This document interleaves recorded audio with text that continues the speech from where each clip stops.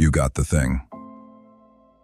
The job, the relationship, the number on the scale, the title, the apartment, the thing you said, if I just get this, I'll finally feel okay. And for a while, you did. A few days, maybe a few hours. And then, quietly, without announcing itself, it was gone. Not replaced by disappointment exactly, replaced by nothing. The achievement was still there. You could see it. Other people could see it. But the feeling you'd been chasing when you wanted it wasn't attached to it anymore. So you did the only thing that made sense. You found the next thing. And told yourself, this time, it'll be different. It wasn't. This isn't a personal failure.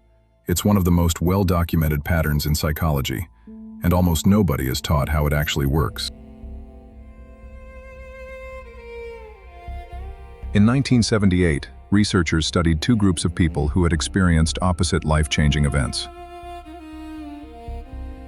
Lottery winners, and people who had become paraplegic following accidents. A year later, both groups reported similar levels of day-to-day happiness. Not identical, but far closer than anyone expected. The lottery winners were not permanently elevated. The accident survivors were not permanently diminished.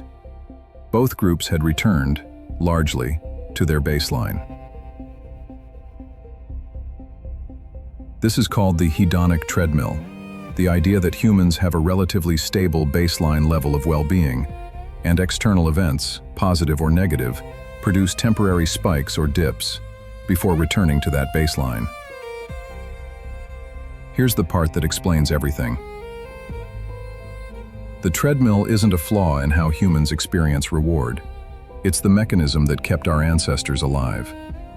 If a good outcome permanently satisfied you, you'd stop striving, stop hunting, stop building, stop preparing for winter.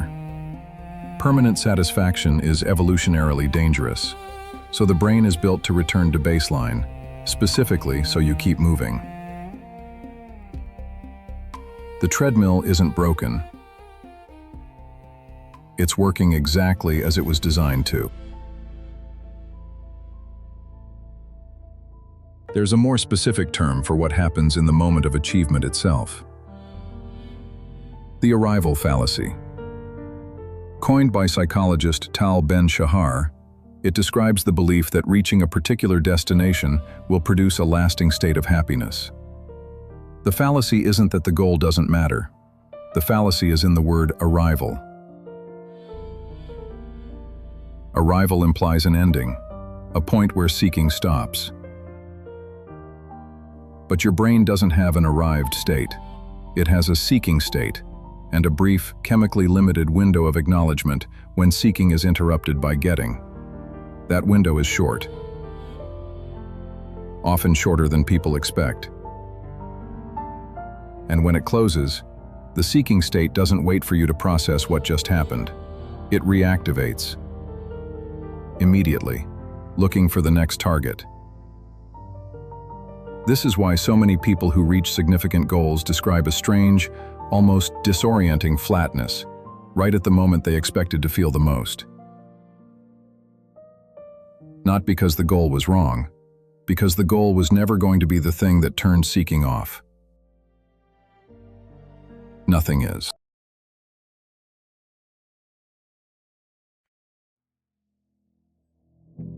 There's a specific population where this pattern shows up most severely. People who achieve a lot. This sounds backwards.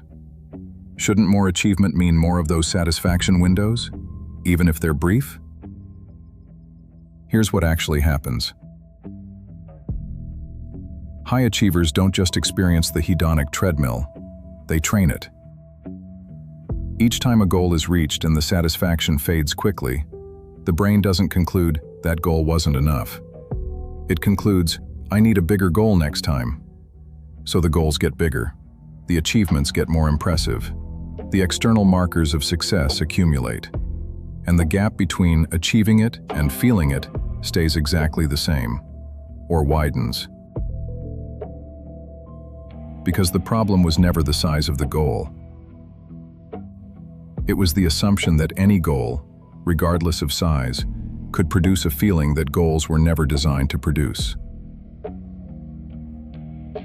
This is why some of the most outwardly successful people describe an internal experience that looks, from the inside, remarkably similar to people who have achieved very little. Same flatness, same sense of, "Is this it?" Same compulsion to immediately start chasing the next thing, specifically to avoid sitting with that flatness for too long. The achievement isn't failing them. The framework they were taught to use it within is.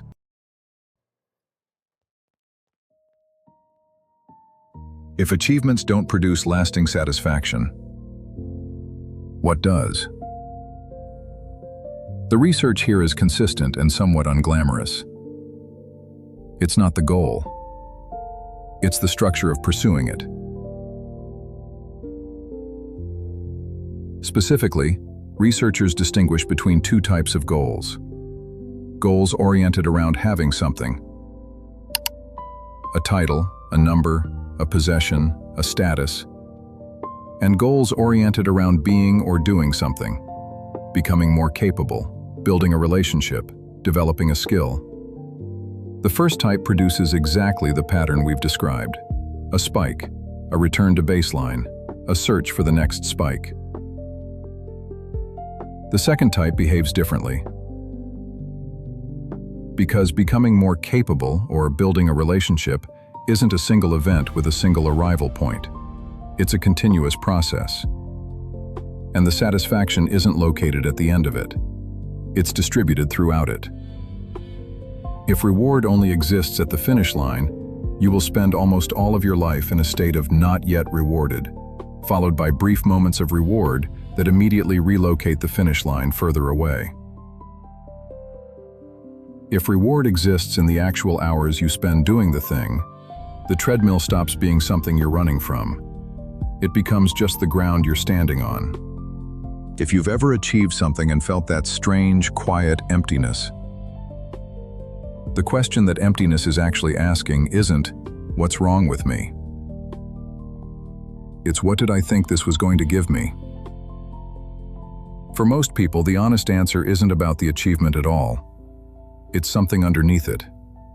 A sense of being enough, of being safe, of being done proving something to someone, even someone who's no longer in the room. No external achievement was ever going to resolve an internal question. Not because achievements don't matter, they do. But they answer a different question than the one that's actually being asked. The treadmill isn't going to stop, but you can stop waiting for the destination to do something destinations were never built to do. Do you think every decision you took in your life was up to you? Leave your answers in the comments. Because next week, the psychology of choice and the unsettling research on how much of what you decide was never really up to you. Subscribe. Psych Unmasked: What People Hide, What the Mind Conceals.